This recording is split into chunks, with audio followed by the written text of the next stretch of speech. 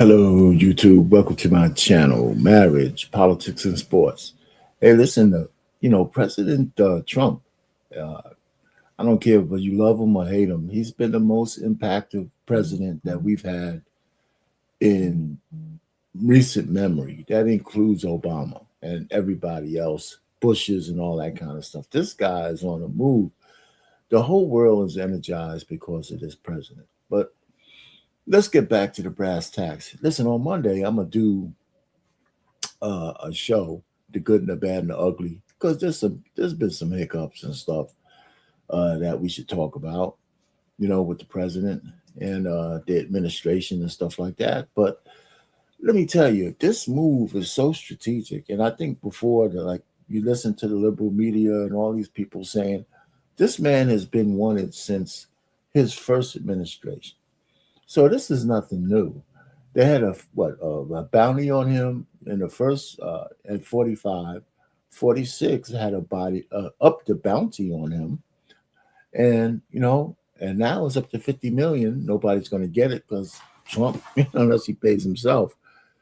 But this was unbelievable, and you can go online and hear all the details. And I'm going to play some of the press conference where we can see some of these folks speak. But at first, is going to be the president. I'll say a few things about it. But let me tell you, I'm not really all into this international stuff, but I don't have any issues with what the president did, even when he first started to go down and doing a blockade around Venezuela and stopping some of the drug trade. And when people come out and say this is about oil, it absolutely is. And that's another thing I'm going to give President credit for. He's not denying it. He's not trying to bullshit like they did in Iraq, which was a Republican, by the way, as well. We're going there for weapons of mass destruction and all this shit. He's actually telling you why he's down there and why he did what he did. And I think the Venezuelan people, in the end, I don't know how many years it's going to take to get them back as the beacon of South America like they once were. But, getting rid of a dictator who's greedy, man, eating steaks every night while his people are starving, it's a good thing, really. But whoever they put in, I think they have this lady who's doing her rounds. They might try to install her in there. But you know what I say? I think this is a good thing. I'm going to be, I don't know if I can add this to my list of the good from 2025 since the raid and everything happened, in 2026, but all the planning for this effort happened in 2025. So I think I'm gonna make that a credit, take some credit for that when I do my list of the good, the bad, and the ugly of the Trump administration in his first year in office. There's a lot to talk about there. I'll be on the Black Man Unfiltered Network, and we'll be talking about that. I'm gonna leave a link in here so y'all can look at it. Anybody wants to pop up over there, y'all can do that too. So, that's Monday at 7:00 Eastern. So we should have a ball with that. Anyway, without further ado, for me, let's hear what the president had to say. I think a lot of people already heard. There's a couple of things in his speech that I kind of could live without, but let's rock and roll. I'll try to get Rubio and a couple other guys up there as well.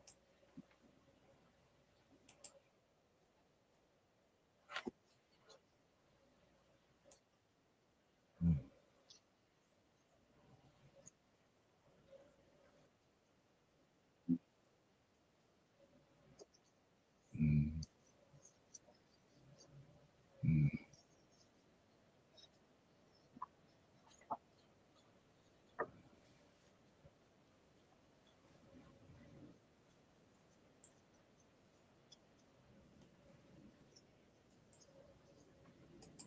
It was a force against a heavily fortified military fortress Let me start this. in the heart of Caracas.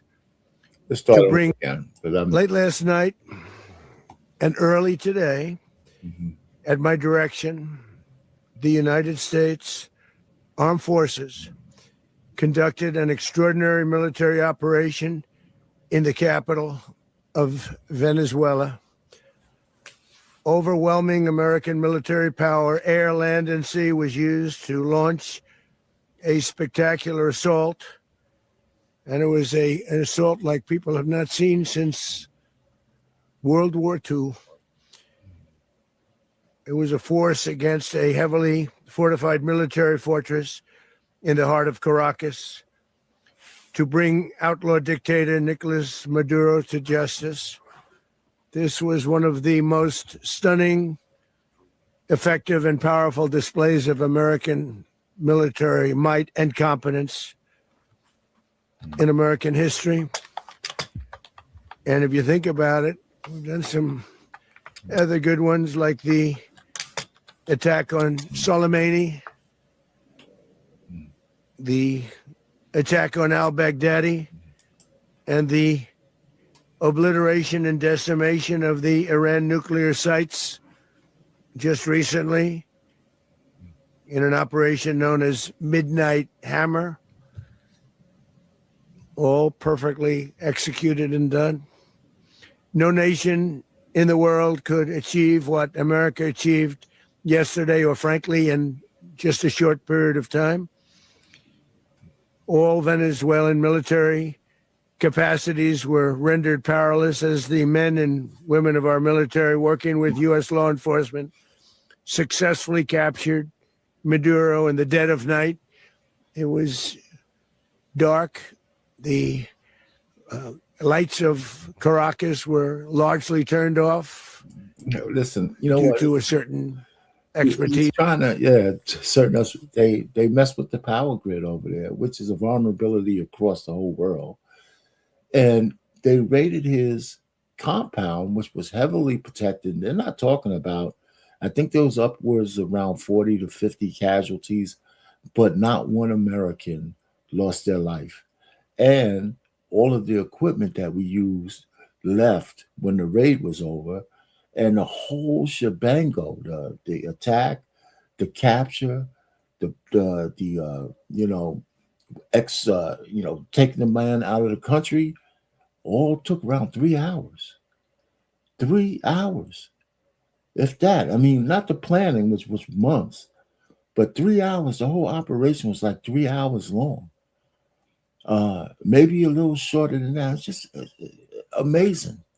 Just amazing. And let me tell you, anybody who doesn't like Pete Hegseth's death is a fool. This dude has cleaned up the military like we've never seen. I work for the Department of Defense. He's got these guys sharp as hell, man. And it's just beginning. That we have, it was dark and it was deadly. But captured along with his wife, Celia Flores, both of whom now face American justice. Maduro and Flores have been indicted in the Southern District of New York. It's Jay Clayton, for their campaign of deadly narco-terrorism against the United States and its citizens. I want to thank the men and women of our military who achieved such an extraordinary success overnight with breathtaking speed, power, precision, and competence. You rarely see anything like it. You've seen some raids in this country that didn't go so well. They were an embarrassment. If you look back to Afghanistan, or if you look back to the Jimmy Carter days, they were different days. We're a respected country again, like never before. These highly trained warriors operating in collaboration with U.S. law enforcement caught them in a very ready position. They were waiting for us. They knew we had many ships out in the sea, just sort of waiting. They knew we were coming. So they were in what's called a ready position. But they were completely overwhelmed and very quickly incapacitated. If you would have seen what I saw last night, you would have been very impressed. I'm not sure that you'll ever get to see it, but it was an incredible thing to see. Not a single American service member was killed, and not a single piece of American equipment was lost.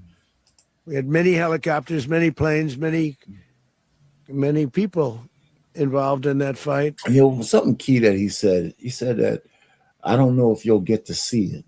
And we know that the liberals are going to want to see this broadcast all over. And, one of the things I think we need to get straight as Americans, that we're not privy to all the information that goes on behind the scenes in our government. Something that we have to come to grips with. And I wish you would have did that with the whatchamacallit files. But the point really is like blowing up the boats and who gave the order and all of that kind of stuff. I mean, classified information is classified for a reason, right? And I don't think we should see any of that. I wouldn't even begin to promise we'll see any of what the raid looked like. And I don't think it should be shown. Just like none of the video, I think, for the capture of Osama bin Laden, I don't think that should have been shown. They didn't show his burial at sea. It does some things that Americans, yeah, we might want to see it, but we ain't privy to it if you're just a rank and file dude in the street. And we shouldn't be clamoring to it. I'm going to let them go again. One of the things I despise is all the so-called Americans right now who are against our country, who just hate America, man. It's just amazing how many people hate America who have microphones and work for news organizations and mayors and governors, and these people hate the United States. They hate the fact that we're a sovereign nation and we're fighting to keep it that way. This is crazy. Venezuela is in our hemisphere. They got the greatest oil reserves in the entire world. And the Chinese are kissing up to them. We want the Chinese to have that kind of power right in our southern hemisphere. I think people need to give your head a shake. Wake up, man. We need decisive action, and the president here took it. I think we all will be better for it when we have friendlies to the south of us. And hopefully somebody in Canada will get their head together, because we need friendlies in the north of us. But think of that. Not one piece of military equipment was lost. Not one service member was, more importantly, killed. The United States military is the strongest and most fearsome military on the planet by far. With capabilities and skills our enemies can scarcely begin to imagine. We have the best equipment anywhere in the world. There's no equipment like what we have. And you see that even if you just look at the boats. We've knocked out 97% of the drugs coming in by sea. 90%. Each boat kills on average, 25,000 people. We knocked out 97%. And those drugs mostly come from a place called Venezuela. We're going to run the country until such time as we can do a safe, proper, and judicious transition. So we don't want to be involved with having somebody else get in, and we have the same situation that we have. Listen to how some of people are going to miss this. But isn't he saying that America, yeah, we're going to step in, run the country the best we can until they have elections. But he's not trying to bullshit around that. Are you in for regime change? Yeah, right in front of your face, yes. No, we're not going to leave. We're not going to have like ground wars or nothing, but we're going to make sure they put the right person in there. He's not lying about that. I mean, the honesty is off the chain. I mean, absolutely off the chain. And he has one more for you in this speech. And then we'll let it head Zeph go, whatever. But as far as I'm concerned, this is the most transparent. First of all, he's the most loved by some, and he's the most hated by some. But I think you can't lie. This guy is telling you exactly what he's doing. I mean, that's refreshing. As far as I'm concerned, that's refreshing. He's saying exactly what he's doing. For the last long period of years. So we are going to run the country until such time as we can do a safe, proper, and judicious transition. And it has to be judicious, because that's what we're all about. We want peace, liberty, and justice for the great people of Venezuela. And that includes many from Venezuela that are now living in the United States. and want to go back to their country. It's their homeland. We can't take a chance that somebody else takes over Venezuela that doesn't have the good of the Venezuelan people in mind. We've had decades of that. We're not going to let that happen. We're there now, and what people don't understand, but they understand as I say this, we're there now, but we're going to stay until such time as the proper transition can take place. So we're going to stay until such time as we're going to run it essentially until such time as a proper transition can take place. He didn't stutter. As everyone knows, the oil business. He didn't stutter. We're going to run it. Now, here's the coup de grace right here, right? When everybody in the newspapers and all that going to say, all they want is the oil and blah, blah, blah. All right. All they want is the oil. Remember the bullshit they gave us in Iraq when we went in there and we said they kept trying to deny that it wasn't for oil? Now, these are Republicans, by the way. And so now here he's going to go into what everybody's going to try to get a one up on him for, the oil. Now, listen up. In Venezuela has been a bust, a total bust for a long period of time. They were pumping almost nothing by comparison to what they could have been pumping and what could have taken place. We're going to have our very large United States oil companies, the biggest anywhere in the world, go in, spend billions of dollars, fix the badly broken infrastructure, the oil infrastructure, and start making money for the country. And we are ready to stage a second and much larger attack if we need to do so. So we were prepared to do a second wave if we needed to do so. We actually assumed that a second wave would be necessary, but now it's probably not.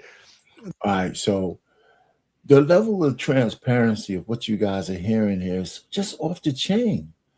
Oh, he wants just the oil. You goddamn right. That oil is the largest reserve. And if you look on the YouTube anywhere, just this week, the Chinese was kissing up to this dude. Can you imagine the Chinese with a hand into this oil reserve right down there in our southern hemisphere, in our backyard, just like they try to do to the Panama Canal, and Rubio put a stop to that shit.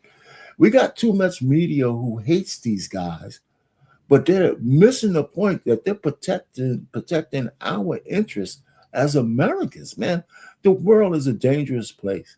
We have to be in a position to win all the time. I mean, all the time. And anybody who thinks that's stupid is crazy. You don't know how weak we were when they were overrunning our borders in just last 4 years, in the 4 years of the Biden administration. We got people here now who are naturalized citizens of America, and they hate America with a passion. And we're seeing a little bit about that play out in Minnesota. So I'm just trying to tell you, we're under attack, but it's not the attack that you guys and most people want to see is bombs and missiles.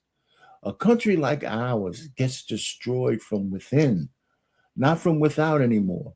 We could destroy the world a million times over with the weapons we have, but that's not our biggest vulnerability. Our biggest vulnerability is that people with the American card who hate America and are being positioned in places that they could destroy this country. And as a black man, I know I don't got nowhere else to go. I'm an American. I want America to succeed, right? And I'm at odds with a whole bunch of black people over that because most of them are idiots, okay? And so anyhow, listen, let them finish. I mean, it is about the oil. Can you imagine if we get a friendly country with that much oil, friends of ours with the biggest reserves, and we fix their factories? We could have gas prices in America back under $2 in around 2 or 3 years, maybe even cheaper. And if the price of energy goes down, then the cost of production goes down. cost of production goes down, then the price you pay for your groceries and your goods, your services, your cars, all of that shit goes down. It does. The first wave, if you'd like to call it that, the first attack was so successful, we probably don't have to do a second, but we're prepared to do a second wave, a much bigger wave, actually. This was pinpoint, but we have a much bigger wave that probably won't have to do. This partnership of Venezuela with the United States of America, a country that everybody wants to be involved with because of what we were able to do and accomplish, will make the people of Venezuela rich, independent, and safe. And it will also make the many, many people from Venezuela that are living in the United States extremely happy. They suffered. They suffered so much. You know, it's funny. I got a person talking about, mind our business. One of the reasons I think a lot of people don't understand, the whole world is our business. The whole world is the United States business. We're no longer separated. The whole world is our business. If the United States didn't exist as the country we are, good, bad, and ugly, this world would be in absolute chaos. Worse than it is. Worse than it is. So you can't stop stealing. It's funny. Anyway, but I hear you. And this is all worthy of a conversation. And it should be peaceful because we should have people who have diverse thoughts. But I think this was a good thing. The guy was a criminal. President Trump didn't make this up. He stole the election in 2024. He came in after Che Rivera, whatever his name, Chavez, whatever. They naturalized all the money that the oil companies put in to build their oil infrastructure was captured from them by naturalization years ago. And he lost the election fair and square, and he didn't leave. But the bounty was put on his head in the first term of Trump. It was increased by Biden. You know what I'm saying? And now increased again. So let's got to get all this shit straight. He had to go. So, and here we go. Taken from them. They're not going to suffer anymore. The illegitimate dictator Maduro was... Oh, by the way, don't take my word for it. You can go all through YouTube anywhere you want. And the Venezuelans are partying their ass off. This is not Americans. There's nobody paying them to do it. They're dancing in the streets in New York, wherever there's a Venezuelan population. And in Venezuela, they're going absolutely ape shit happy. That's not what they thought was going to happen in Iraq. What's happening now is because they knew that guy was brutal and he has a lot of blood on his hands. And he's alive. He's not dead. His wife is alive. I don't know what they're going to do with her, but he's alive. Kind of like what they did with Noriega. They didn't kill him. They brought him here, and he's going to have his day in court. Now, dig that. Dig that. He'll probably have a better trial a day in court than Trump did in New York. I can guarantee you that. The kingpin of a vast criminal network responsible for trafficking colossal amounts of deadly and illicit drugs into the United States. As alleged in the indictment, he personally oversaw the vicious cartel known as Cartel de las Solas, which flooded our nation with lethal poison, responsible for the deaths of countless Americans, the many, many Americans, hundreds of thousands over the years of Americans died. And it's funny. I think, I don't know if this is a black and white thing, but drugs have been a scourge in our country for years. I'm a baby boomer. I lived in the areas, man, where all kinds of drugs came through. It was heroin. I lived through the heroin era, the crack era. Now, on the white side of town, what is fentanyl now for the most side? And what was the fentanyl? Yeah. And then the other one that they used to, from the Breaking Bad, what they were making. That was like on the white side and crack was on the black side. These things were killing people. Not to mention the prescription drugs. So I'm saying that this guy, if he was a purveyor of drug trafficking, which he was our enemy. This guy was our enemy. And to see so many Americans pining for this criminal is absolutely absurd. And what I said before, and I'm going to just stop talking, our enemies are no longer the enemy with bombs and missiles and weapons. Our biggest enemies are the enemies from within. The people that we should trust are turning their backs on them. And sooner or later, and I'm going to shut up for a second and I'm talk some more, we're going to hear Congress, he didn't ask for our permission. Do you think that Hegseth and Rubio could have went to Congress in a secret, so-called secret meeting and told them what they were getting ready to do without that leaking? Does anybody believe that? Absolutely not. You know, our government is crumbling from within. We got so many weak links. It's crazy. Not to mention we're all fat, dumb, and happy like frogs while people are in a heated pot, while people all over the country are stealing our taxpayers' money. I'll tell you, don't get me started on that, because that shit pisses me off as much as anything else. Because of him. Maduro and his wife will soon face the full might of American justice and stand trial on American soil. Right now, they're on a ship. They'll be heading to ultimately New York, and then a decision will be made, I assume, between New York and Miami or Florida. But we have people where the overwhelming evidence of their crimes will be presented in a court of law. And I've seen it. I've seen what we have. It's both horrible and breathtaking that something like this could have been allowed to take place. For many years after his term as president of Venezuela expired, Maduro remained in power and waged. Hey, listen, GS 2092. I would submit to you that most people, including me, don't know shit about geopolitical information. Right? We do our best in what we can see. This one is an obvious no-brainer to me. But yeah, now most Americans are not up on anything, even the most mundane, like civics. A lot of people in America don't even understand basic civics, the separation of the judicial and the executive and the legislative branches. So yeah, we got a lot of ignorant people. And one of the biggest problems is most people vote based on their emotions and not what's best for them, right? I mean, for me, you know, it's like, yeah, you love Trump. No, I don't have to love Trump. When he was on a campaign trail, what he said he was going to do was exactly what I thought should have happened in the United States. Close the borders, kick people out who don't belong here because they cost money.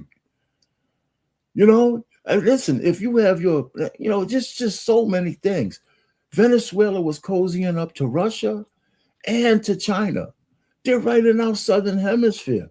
Chinese were trying to make deal with the Panama Canal. You know why we couldn't let that happen? Can you imagine the Chinese deciding how many boats we can get from the Atlantic to get past through the Panama Canal since we built the shit? We should have never gave it to nobody. That's what I'm saying. You don't have to be a political genius to understand we can't just let people run roughshod over the United States of America. It's the greatest fucking country it's the only country we got. If we don't protect our borders, if we don't do what we say and mean what we say, and just let people just willy-nilly just open our borders to the people who don't have anything in their country, so we could use our tax dollars to get them on their feet. I mean, that's just, listen, look, every one of us who has a house, right? If you have a home, I got a home, say America is your home on a macro level, but let's bring it to your house. How many homeless people can you let into your house right now and take care of? I mean, you know, even let's just say the guy's not criminal. They're just dirty. You got to clean them up and they're homeless. They don't have no money, no nothing. How many can you let in your house and let sleep on your floor and in your kitchen and anywhere else and be able to maintain that? So we're going to put that into the United States as our home. How many millions of people do you think we could bring in here who don't have shit for, and then we have to pay for them? And we can't even pay for ourselves.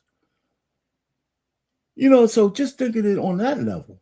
I mean, we got so many people just emotionally crazy about the world, man. The United States is a place where we live. We got to sweep the floors. We got to keep it safe. And we got to have leaders who are willing to do what it takes to keep it safe and keep it sovereign. It's a ceaseless campaign of violence, terror, and subversion against the United States of America, threatening not only our people, but the stability of the entire region. And you all saw it. In addition to trafficking gigantic amounts of illegal drugs that inflicted untold suffering and human destruction all over the country, all over, in particular, the United States. Maduro sent savage and murderous gangs, including the bloodthirsty prison gang, Tren de Aragua, to terrorize American communities nationwide. And he did indeed. They were in Colorado. They took over apartment complexes. They cut the fingers off people if they called police. They were brutal, but they're not so brutal now. And I just have to congratulate our military, Pete and everybody, and our National Guard, because the job that they've done, whether it's in Washington, D.C., where we have a totally safe city, where it was one of the most unsafe cities anywhere in the world, frankly, and now we have no crime in one man. I've worked with a lot of generals. You know what? I'm going to go ahead and fast forward. You can look at this on your own, the whole thing, because he's going to bring up Pete Hegseth, right? And one of the things, if you haven't seen Pete talk when he had all his generals together, right? And he gave that speech, it was probably one of the best speeches from somebody I've seen in years, telling the generals, you can't just be a fat bastard. Like me, I'm a fat bastard. I can't be a general. Even if I was the best strategic genius, you can't lead men into battle when you're not taking care of yourself the way you should. If those optics matter, right? You can't be the general and you're a man, you got a Johnson, but you got a dress on. You can't send people to their death.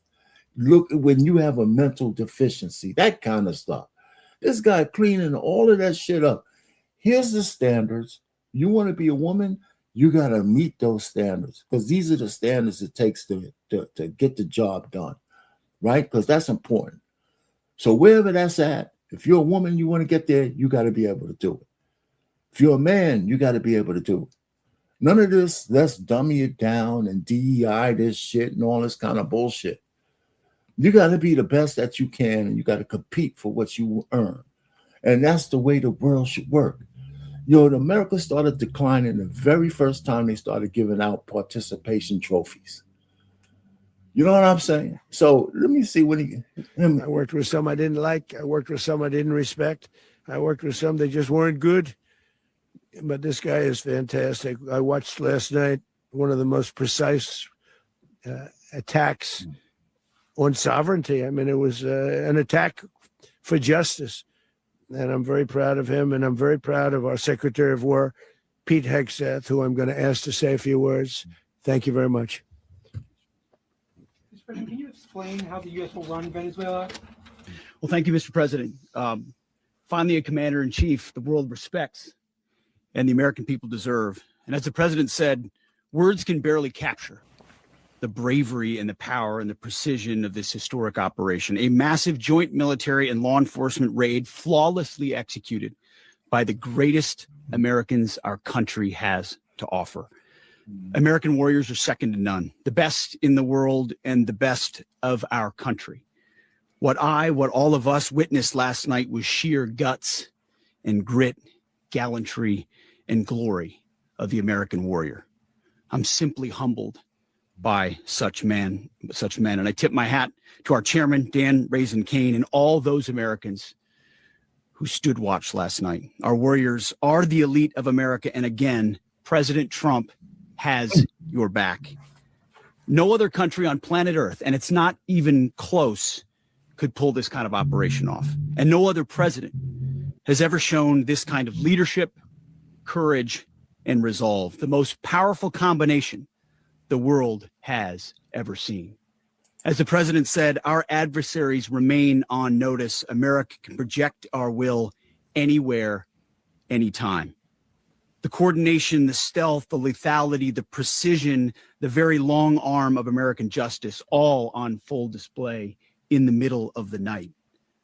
Nicolas Maduro had his chance, just like Iran had their chance, until they didn't and until he didn't. He effed around and he found out. President Trump is deadly serious about stopping the flow of gangs and violence to our country, deadly serious about stopping the flow of drugs and poison to our people, deadly serious about getting back the oil that was stolen from us, and deadly serious about reestablishing American deterrence and dominance in the Western Hemisphere. This is about the safety, security, freedom, and prosperity of the. You know, one of the things that I have to say while Hegseth is up here that didn't keep him out of getting this position, you know, because he was a womanizer and all that kind of stuff. And he was actually seduced by a woman that was supposed to be helping him, which was stupid to put her there in the first place while she was having an affair with her husband right down the hall on the same floor. One of the things that, you know, I brought that up to just say, kind of forget about that part of it. There's a war on men who are not pansy asses, who stand up and say, listen, I got to say what I got to say, regardless of how you feel about it. You know, and there's not enough men willing to do that. They're willing to fight each other. But when it comes to saying this woke bullshit and all of this kind of weaselly bullshit and kind of pandering, you know, to whatever the culture might be, that's why they don't like Trump or men like Rubio or men like Hegseth, because they're men.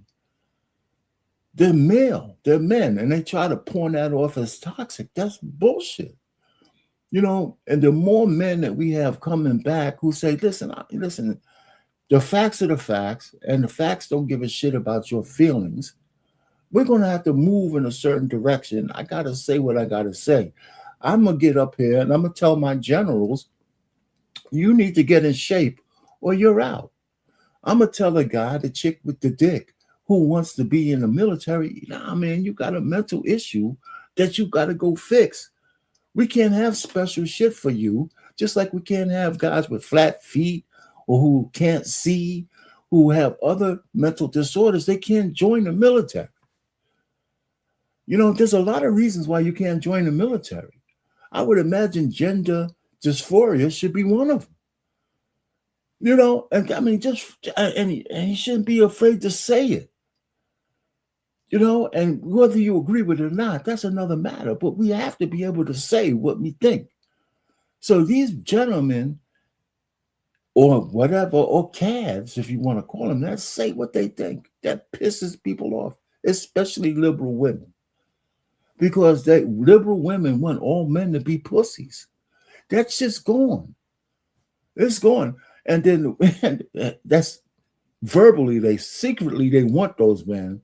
But, you know, outwardly, they got to play the part of feminism and all that shit. But the truth of the matter is men need to be men. And it's a dearth of that on the Democrat liberal side, right? On the conservative side, men are standing up, saying what they mean, meaning what they say, regardless of how people feel about it. And I think that pisses people off. American people. This is America first. This is peace through strength. And the United States War Department is proud to help deliver it. Welcome to 2026. And under President Trump, America is back. I'd like to welcome now our Chairman Raising Cane, to give a few more details about the operation. Mr. Chairman. Thank you, Mr. Secretary. Thank you, Mr. President, and good morning. Last night, on the order of the President of the United States and in support of a request from the Department of Justice, as the President said, the United States military conducted an apprehension mission in Caracas, Venezuela, to bring to justice two indicted persons, Nicolas and Cecilia Maduro. This operation, known as Operation Absolute Resolve, was discreet, precise, and conducted during the darkest hours of January 2nd and was the culmination of months of planning and rehearsal, an operation that, frankly, only the United States military could undertake. What I'd like to do this morning is talk to you through some of the preparation and the details without compromising any of our tactics, techniques, and procedures. There is always a chance that we'll be tasked to do this type of mission again. Our interagency work began months ago and built on decades of experience of integrating complex air, ground, space, and maritime operations. While the past By the way, to everybody out there, Happy New Year. 2 decades have honed the skills of our special operations forces, this particular mission required every component of our joint force, with soldiers, sailors, airmen, Marines, and Guardians working in unison with our intelligence agency partners and law enforcement teammates in an unprecedented operation. We leveraged our unmatched intelligence capabilities and our years of experience in hunting terrorists. And we could not have done this mission without the incredible work by various intelligence agencies, including the CIA, NSA, and NGA. We watched, we waited, we prepared, we remained patient and professional. This mission was meticulously planned, drawing lessons from decades of missions over the last many years, many missions over these last many years. This was an audacious operation that only the United States could do. It required the utmost of precision and integration within our joint force. And the word integration does not explain the sheer complexity of such a mission. An extraction so precise, it involved more than 150 aircraft launching across the Western Hemisphere in close coordination, all coming together in time and place to layer effects for a single purpose, to get an interdiction force into downtown Caracas while maintaining the element of tactical surprise. Failure of one component of this well-oiled machine would have endangered the entire mission, and failure is never an option for America's joint force. Those in the air over Caracas last night were willing to give their lives for those on the ground and in the helicopters. Let me talk a little bit about the preparation. Yeah, I mean, before he goes to the preparation, okay, just think about it. Caracas is one of their biggest cities, right? It's densely populated. It's not, you have to get there. And the people were prepared, unprepared, whatever, to get that kind of force there that fast before any real reaction to the military force is unprecedented. It's unbelievable. And to come back here on the news and hear CNN and ABC and all the haters of our government and our United States say what they're saying against our servicemen, against the president, against the Secretary of War, against these people, it's just outrageous. It's outrageous. These people are traitors, man. You know, it's us against them, right? That's the whole point. When I say them, the United States is a sovereign nation that has to protect itself, and we put people in place to make sure that they do it. And that sausage making doesn't always make people feel good. It's not going to be sweet and pristine. We're not kissing our enemies on the lips. You know what I'm saying? We got to show strength. Think about it. China and Russia was cozying up to this dictator, right? They're going to come out and say, this is bullshit by Trump. But guess what? They're saying, damn, that's a deft move. right? They're saying that in secret, right? They're both saying like, oh man, shit, I wish I would have thought of that. Or he thwarted what they had planned for Maduro because he was going to go with anybody he thought would protect them from Trump. And they're not fighting for him. They're not going to fight for him. You think they're going to put their military and their people up against us for that asshole? No. So it was a false flag that he thought he had this support from China and Russia, only verbally, baby, while the oil might have been flowing. But other than that, we're not going to protect you from, the big bad wolf in the United States. After months of work by our intelligence teammates to find Maduro and understand how he moved, where he lived, where he traveled, what he ate, what he wore, what were his pets, in early December, our force was set pending a series of aligned events.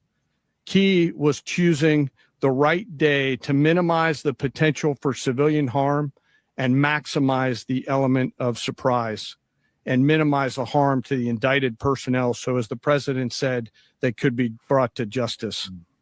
And as the president said earlier today, weather in Venezuela is always a factor this time of the year. And over the weeks through Christmas and New Year's, the men and women of the United States military sat ready, patiently waiting for the right triggers to be met and the president to order us into action. Last night, the weather broke just enough, clearing a path that only the most skilled aviators in the world could maneuver through.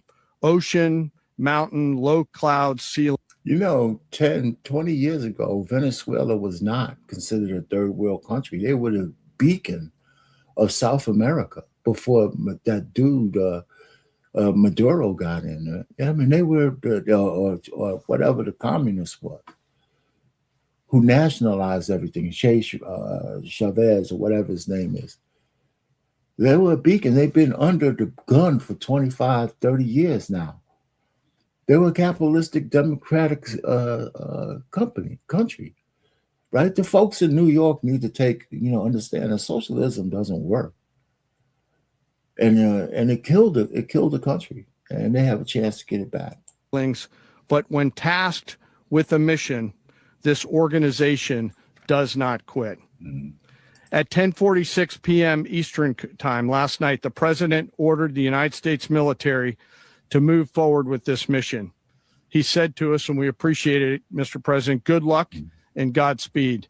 And those words were transmitted to the entire joint force. Over the course of the night, aircraft began launching from 20 different bases on land and sea across the Western Hemisphere. In total, more than 150 aircraft, bombers, fighters, intelligence, reconnaissance, surveillance, rotary wing were in the air last night. Thousands and thousands of hours of experience were airborne. Our youngest crew member was 20, and our oldest crew member was 49, and there's simply no match for American military might. As the night began, the helicopters took off with the extraction force, which included law enforcement officers, and began their flight into Venezuela at 100 feet above the water. As they approached Venezuelan shores, the United States began layering different effects provided by Spacecom, Cybercom, and other members of the interagency to create a pathway. Overhead, those forces were protected by aircraft from the United States Marines, the United States Navy, the United States Air Force, and the Air National Guard. The force included F-22s, F-35s, F-18s, EA-18s, E-2s, B-1 bombers, and other support aircraft, as well as numerous remotely piloted drones. As the force began to approach Caracas, the Joint Air Component began dismantling and disabling the air defense systems in Venezuela, employing weapons to ensure the safe passage of the helicopters into the target area. The goal of our air component was, and always will be to protect the helicopters and the ground force and get them to the target and get them home.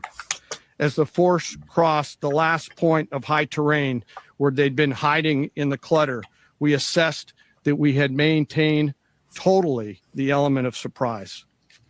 As the helicopter force ingress towards the objective at low level, we arrived at Maduro's compound at 1:01 a.m. Eastern Standard Time, or 2:01 a.m. Caracas local time, and the apprehension force descended into Maduro's compound and moved with speed, precision, and discipline towards their objective, and isolated the area to ensure the safety and security of the ground force while apprehending the indicted persons.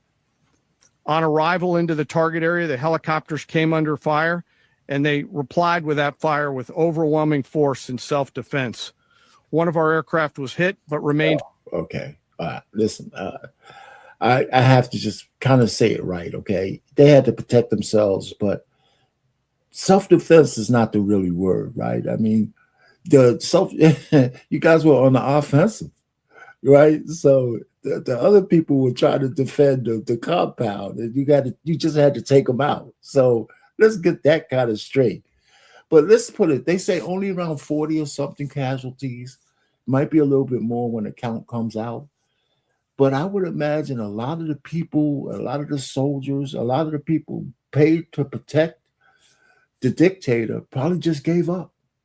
I think they probably surrendered. I think we haven't heard that part, but I think there was some mass surrendering, or else the casualties count should be much, much higher. Flyable, and as the president said earlier today, all of our aircraft came home, and that aircraft remained flyable during the rest of the mission.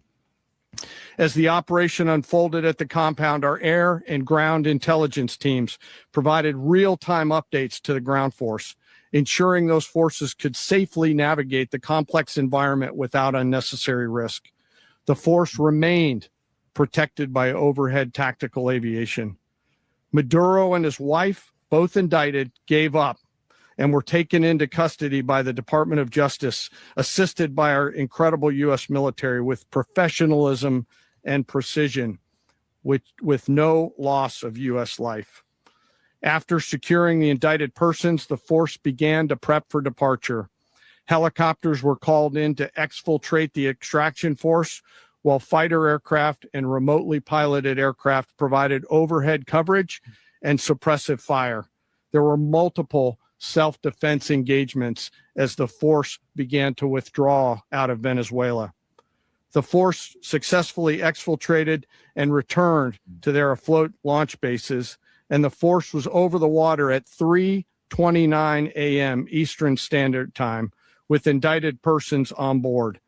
And both Maduro and his wife were embarked aboard the USS Iwo Jima. In closing, what we've witnessed today is a powerful demonstration of America's joint force. We think, we develop, we train, we rehearse, we debrief, we rehearse again and again, not to get it right, but to ensure that we cannot get it wrong. Our jobs are to integrate combat power so when the order comes, we can deliver overwhelming force at the time and the place of our choosing against any foe anywhere in the world. I am immensely proud today of our joint force and filled with gratitude to represent them here today. There is simply no mission too difficult for these incredible professionals and the families that stand by them and support them. As we stand here this morning, our forces remain in the region at a high state of readiness, prepared to project power, defend themselves, and our interests in the region. This operation is a testament to the dedication and unwavering commitment to justice and our resolve to hold accountable those who threaten peace and stability. In closing, I want to express my heartfelt gratitude to the brave men and women who executed this mission. Their courage and tireless commitment to our nation are what makes us strong. Thank you, Mr. Secretary, and thank you, Mr. President. Okay, so Marco's going to come up real quick about the oil, right? We're going to start hearing all this bullshit from people who are whatever, stupid, right? Is it better for the people who own the biggest reserves of oil in our hemisphere to be our allies or our enemies? Is it better for them to be an ally of the United States or an enemy of the United States? When you figure that shit out, you let me know, okay? Because if Venezuela is an ally with the biggest reserves of oil in the entire world, including the Muslim world, then it's better for them to be beholden to the United States, like free, like they are now, right? Than to have a dictator trying to peddle drugs to us undercover. So you figure that out. You come back to me and say, are you an American? And do you want America to succeed or don't you? I mean, at some point, that has to be one of the things that we got to put on the ledger. It can't be the man who's in office. He's fleeting. He won't be there 3 years from now. Is your allegiance to the country going to change just based on the leadership? Or are you American no matter who's in charge? Go ahead, Marco. Well, I don't have much to add to what you've heard now, other than the following points. Nicolas Maduro was indicted in 2020 in the United States. He is not the legitimate president of Venezuela. That's not just us saying it. The first Trump administration, the Biden administration, the second Trump administration, none of those three recognized him. He's not recognized by the European Union and multiple countries around the world. He is a fugitive of American justice with a $50 million reward, which I guess we saved $50 million. And make sure. Yeah, exactly. But don't let anybody claim it. Nobody deserves it but us. But I want to be clear about one thing. Nicolas Maduro had multiple opportunities to avoid this. He was provided multiple very, very, very generous offers and chose instead to act like a wild man, chose instead to play around. And the result is what we saw tonight. The other message here is the following. You have a guy, like many people around the world, they like to play games. You have a guy who decides he's going to invite Iran into his country, is going to, do the confiscation of American oil companies, is going to flood our country with gang members, is going to take Americans prisoner and try to hold them for hostage and trade them like he was able to do with the Biden administration.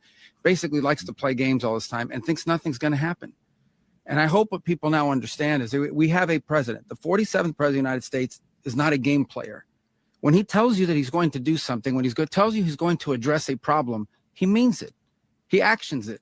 I can tell you, I've watched this process now for 14, 15 years, been around it. Everybody talks. I'm going to do this. I'm going to do that. When I get there, we're going to do this. We're going to take. This is a president of action. Like, I don't understand yet how they haven't figured this out. And now if you don't know, now you know. Because this is the way it's going to play out. And I think people need to understand that this is not a president that just talks and does letters and press conferences. And, if he says he's serious about something, he means it. And this is something that was a direct threat to the national interest of the United States, and the president addressed it. There's a president of peace, by the way. I told you what I just said earlier. This guy had multiple opportunities to find his way somewhere else and figure out another. He could have been living somewhere else right now, very happy, but instead he wanted to play big boy. And so now, he's got other sets of problems on his hands. And but I think the message here should be for the world. Look, the president doesn't go out looking for people to pick fights with. He's not generally wants to get along with everybody. We'll talk and meet with anybody, but don't play games. Don't play games with this president's in office, because it's not going to turn out well. And so I hope that, I guess that lesson was learned last night, and we hope it'll be instructive moving forward. Is that a message for Cuba? Mr. President. Mr. President. Mr. President. Mr. President. You said that the U.S. is going to run Venezuela. So who's in power right now? Well, we're going to be running it with a group, and we're going to make sure it's run properly. We're going to rebuild the oil infrastructure, which will cost billions of dollars. It'll be paid for by the oil companies directly. They will be reimbursed for what they're doing, but that's going to be paid.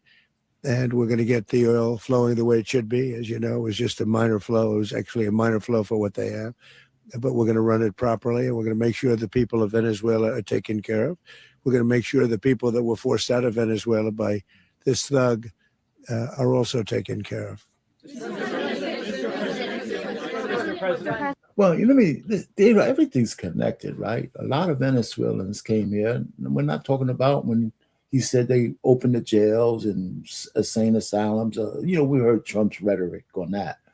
But a lot of people fled. They had the biggest migration of Venezuelans because of this dictator, pretty much in human history, right? That's what in modern human history. I mean, it was huge. Millions and millions of Venezuelans left all over the world, not just the United States. Now, some of them are going to probably want to stay here, but a lot of them want to return home.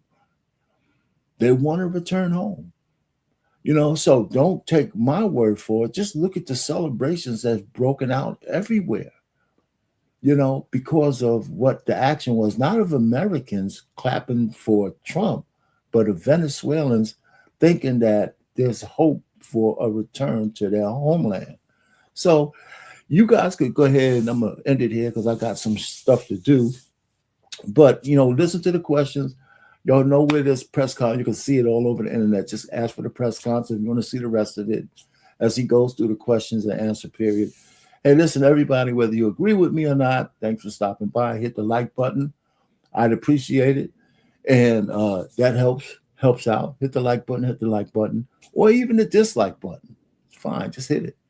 And listen, like I said, I come back here every so often, go live when I feel like it on some of these political reactions. I'm going to be doing a show on the Black Man Unfiltered Network on Monday at 7 o'clock, talking about the Trump administration in 2025, the good, the bad, and the ugly, because I do have some things that I don't like that went on. But for the most part, man, he's got an A in terms of getting shit done. So Congress needs to step up and codify some of his executive orders. He's won most of the,